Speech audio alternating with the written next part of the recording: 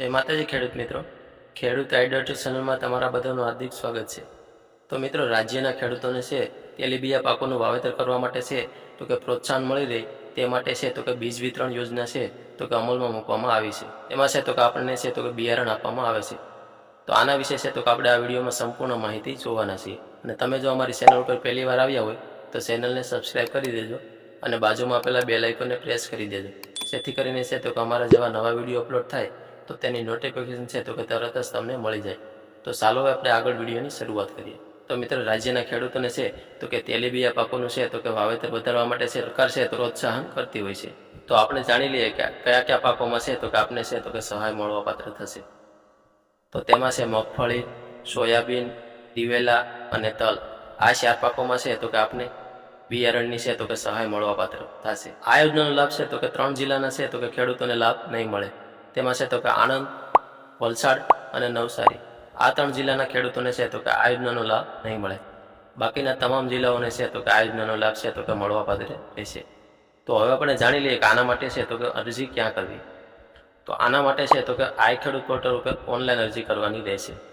અત્યારે છે તો કે આના માટેના ફોર્મ ભરાવાના ચાલુ થઈ ગયા છે। તમે છે તો કે તમારી જાતે અથવા તો તમારા જે ગામના વીસીએ હોય એની પાસે છે તો કે તમે ફોર્મ ભરાવી શકો છો। અને ફોર્મ ભરવાની આપણે છેલ્લી તારીખની વાત કરીએ 17 મે છે તો કે છેલ્લી તારીખ રહેવાની છે। આ સમયગાળા દરમિયાન છે તો કે તમારે છે તો કે આમાં વહેલી તકે અરજી કરી દેવી।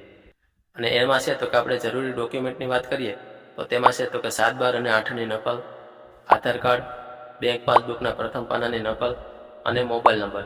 જે મોબાઈલ નંબર તમારા આધાર કાર્ડ સાથે લિંક હોય એ મોબાઈલ નંબર છે તો કે તમારે આપવાનો રહેશે। આટલા જરૂરી ડોક્યુમેન્ટ જો તમારી પાસે છે તો તમે છે તો કે આ યોજનાનો લાભ લઈ શકશો। અને જો તમે આમાં મગફળી માટે અરજી કરશો તો તમે જ્યારે ફોર્મ ભરશો ત્યારે છે તો કે તમારે સિલેક્ટ કરવાનું આવશે કે તમારે છે તો કે દોડવા સ્વરૂપમાં બિયારણ જોઈએ છે કે ફોલેલું બિયારણ જોઈએ છે। તે જ્યારે તમે ફોર્મ ભરશો ત્યારે છે તો કે તમારે સિલેક્ટ કરવાનું આવશે। મળવાપાત્ર બિયારણની આપણે વાત કરીએ તો મગફળીમાં છે તો કે તમને 150 કિલો સુધીનું છે તો કે બિયારણ મળવાપાત્ર થશે। અને ત્યાર પછી સોયાબીનમાં છે તો કે તમને 60 કિલો સુધીનું બિયારણ મળવાપાત્ર થશે। ત્યાર પછી દિવેલાની વાત કરીએ તો તેમાં છે તો કે તમને 100 કિલો સુધીનું છે તો કે બિયારણ મળવાપાત્ર થશે।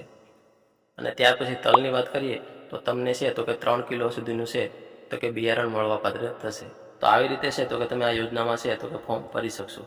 જ્યારે ફોર્મ ભરાઈ જાય ત્યાર પછી છે તો કે તમારે અરજીની પ્રિન્ટ છે તો કે ડાઉનલોડ કરી લેવાની છે અને ડાઉનલોડ કરીને તમારે તમારી પાસે જ રાખવાની છે। ત્યાર પછી છે તો કે અરજીની પ્રક્રિયા પૂર્ણ થઈ જશે ત્યાર પછી છે તો કે ટૂંક જ સમયમાં છે તો કે જેટલી પણ અરજી થઈ છે એ બધી અરજીઓનો છે તો કે ડ્રો કરવામાં આવશે। અને તેમાં જો તમારી પસંદગી થશે તો તમને છે તો કે SMS દ્વારા અથવા તો છે તો કે ફોન દ્વારા છે તો કે જાણ કરવામાં આવશે।